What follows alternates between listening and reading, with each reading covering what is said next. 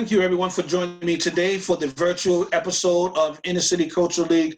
I'm Sankofa. I am Mr. Williams, and today we're going to talk about cyber streets. We're starting a little late because we had to restart because we had a little technical difficulties. We have talked in the past about objects that can conduct electricity and others that do not. We are going to do an experiment today that looks at that a little bit more in depth. But before we do that, I want to quickly talk about the difference between AC voltage or alternating current as opposed to DC current. I have a short video for us to watch. Give me one moment as I share my screen so that we may do that.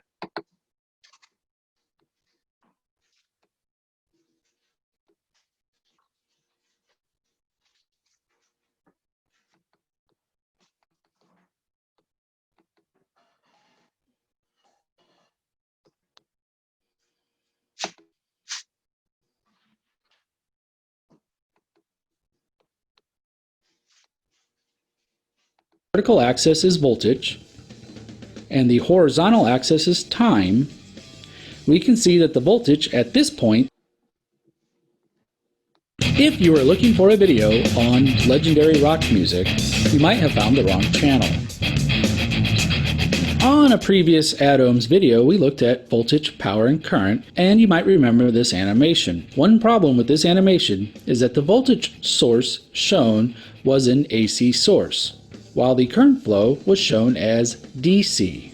So let's talk about the difference between AC and DC. The letters DC stand for direct current, and it generally means the electrons flow in a single direction.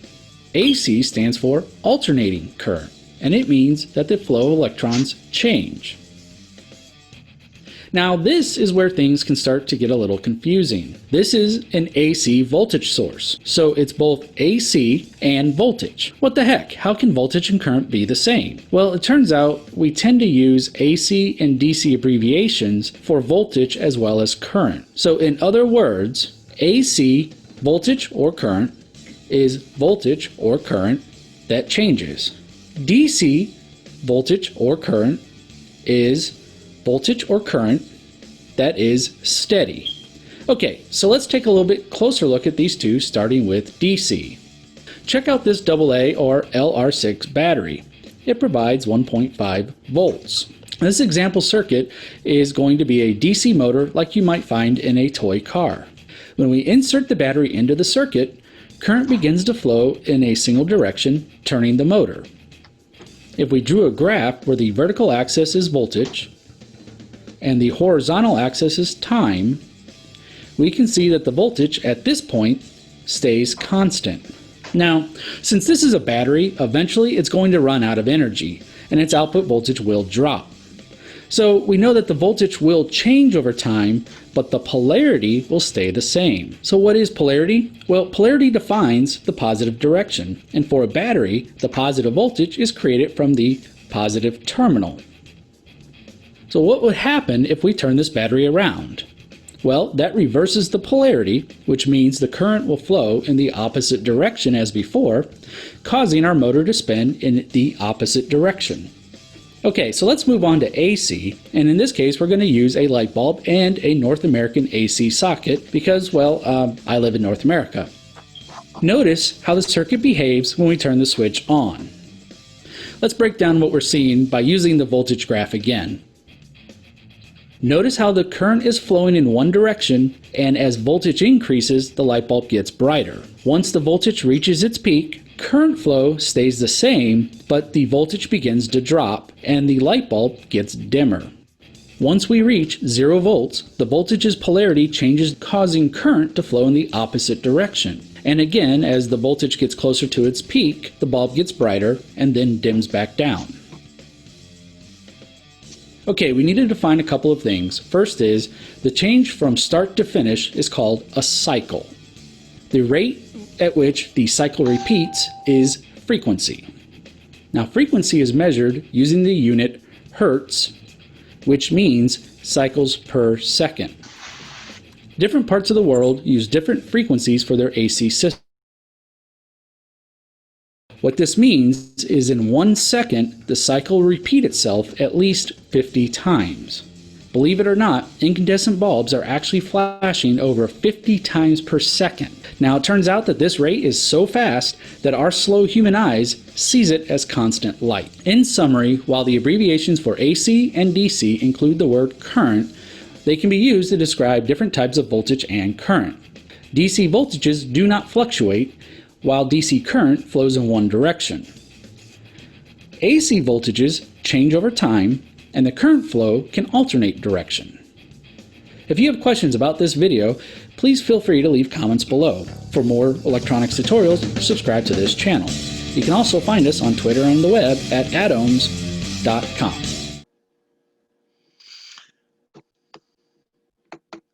Excellent.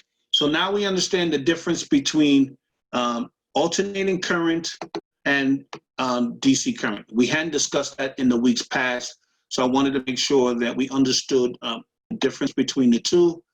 Basically, as you can see from the video, alternating current or AC current comes from our wall sockets, and DC current or direct current generally comes from batteries. So like I said, I wanted us to understand the difference of the two. But for today, as I said, I wanted to talk about the difference in different objects' ability to conduct electricity. We have talked about some and saw a video on different things that conduct electricity and or different other types of energy. Today, we're actually going to do an experiment using a kit that actually comes from this particular thing. It's the Thames and Cosmos electronic experiment kit. Hopefully we'll have an opportunity for one of you to actually win one for yourselves. But for today, I was glancing through the book and realized that, oh, this will be fun, I hope, for us to look at different things that do indeed conduct electricity and don't. So I'm going to put my camera on this. I gotta make sure it's in the camera.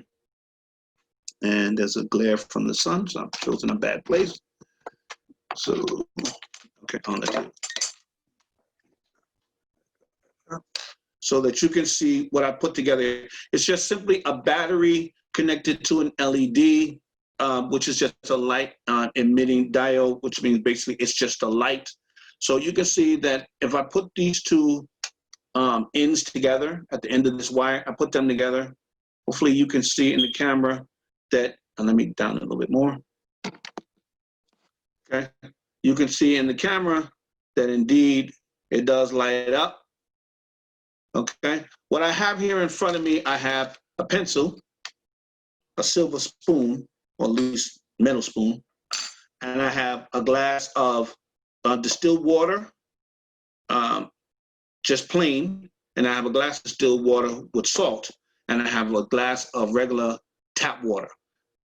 So what I'm going to do first is see what happens when we connect it to the pencil. You think it'll light up? Let's find out. I'm going to move this over here for a moment.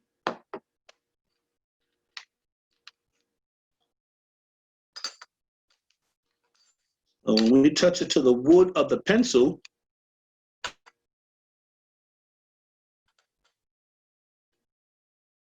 as you can see, it does not light up. So as we saw in the video, wood does not conduct electricity. But what happens when I connect it to the spoon? You remember what happened in the video? Remember when the young man came down the slide? You remember what happened? Look at there. It actually lights up. So metal, or in this case, if it's a silver spoon, does conduct electricity. What about water? Now, mind you, this is distilled water, okay?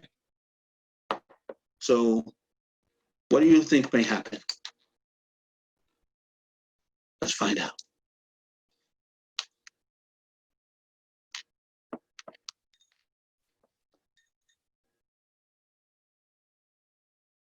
Again, as you can see, the light does not come on. No matter how close together in the water we put them, the light doesn't come on. Okay? Now, why would I take the opportunity to put salt in one of these? What do you think the different salt might make? You think it's going to light up now because I added salt to the water? Let's find out.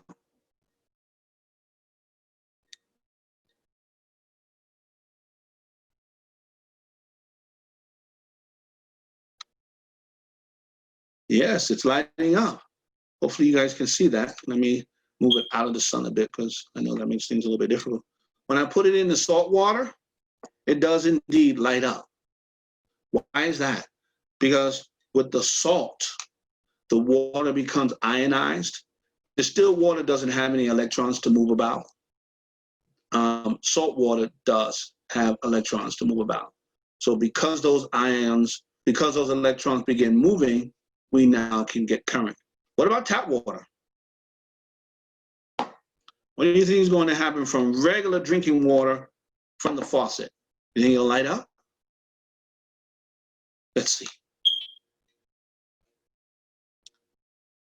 It's lighting up. So there are ions and there are electrons in the water in which we drink. That's very interesting.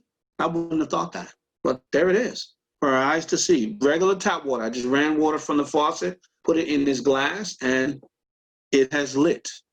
So there is our ability to see for ourselves that some objects will conduct electricity, some objects will not.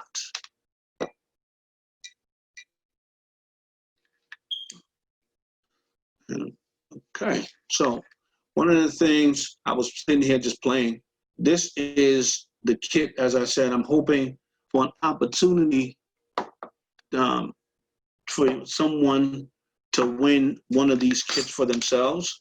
So I sat here and I just played and played and played. And I want to show you some of the cute things that can be done with these. Because it is an electronic circuit kit. It comes with a book that tells you about doing different experiments so that you can learn about electricity on your own. And I have to go in pieces. Give me a second. Because what do I do with them? There we go. Okay.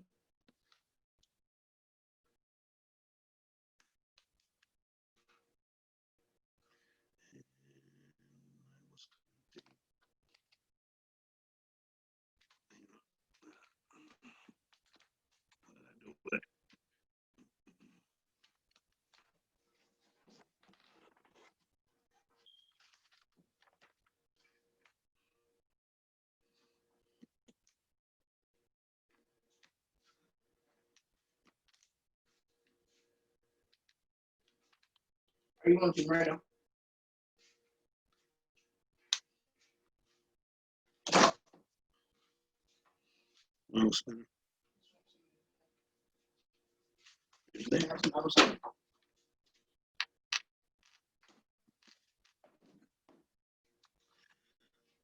Okay, so again, this is just the battery.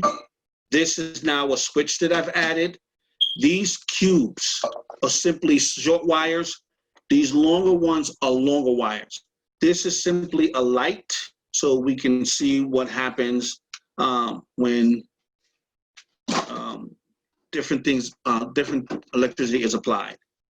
This does not go here.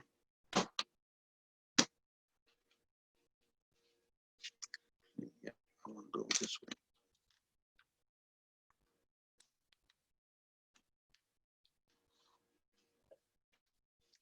And so, as you can see, I have a simple, and I, of course, connected it backwards.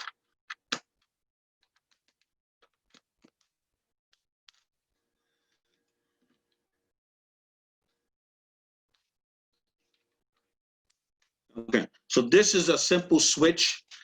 This is, if you can think of, like when we turn the switch onto a room, this is exactly what's happening. Basically a power source, it goes through the switch is actually closing the circuit, so now you get light. But in this one, I'm playing a little bit further because I wanted to see that a little bit clearer. So what I did was I connected a second light, and depending on the direction the switch is flipped, determines which light that turns on. So I was sitting here playing with this because I thought that was really cute. Because to me, this is what happens when you talk about street lights. A switch turns on in one direction, we get a green light to go, and that switch turns in the other direction, and we get the red light to stop. That is Cyber Streets for today. I am Mr. Williams. I thank you guys for having joined us. Till next time.